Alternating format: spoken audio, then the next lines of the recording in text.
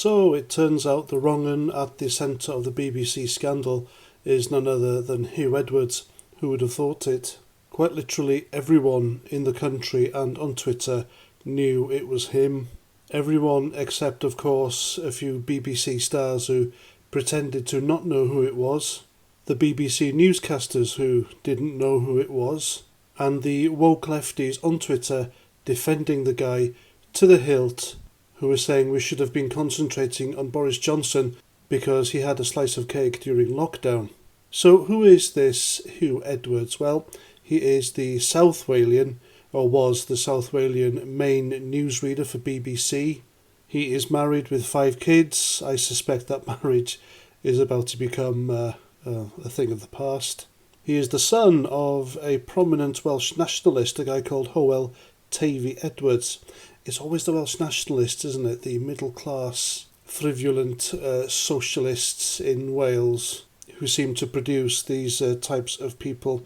And Hugh Edwards has stated that he has had bouts of depression since 2002. And speculation was rife at one point, I remember, that he was gay, despite the fact that he was married with 5 kids to a woman. Now, what grown adults do in their own time with their own money is completely up to them. It's nobody's business. However, I think it's everyone's business, especially when your pastime is morally corrupt and, quite frankly, perverted. When you work for another morally corrupt organisation that is taxpayer funded and privately funded as well by people who are forced to pay the TV licence fee, because if they don't, they get a criminal record.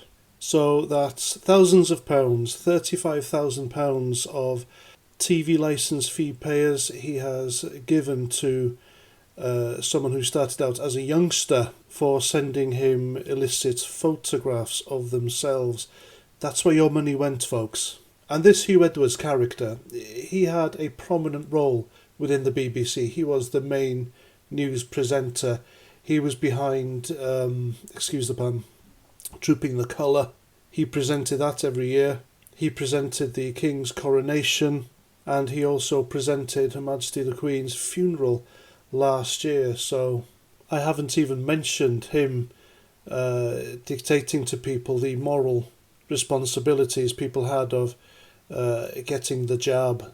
And to be honest with you, I don't know why people were protecting him. You had the top brass at the BBC protecting him, not naming him, insisting he had a right to privacy. And the same in Parliament, the Speaker of the House of Commons insisting that MPs don't name him, despite the fact they had parliamentary privilege to do so.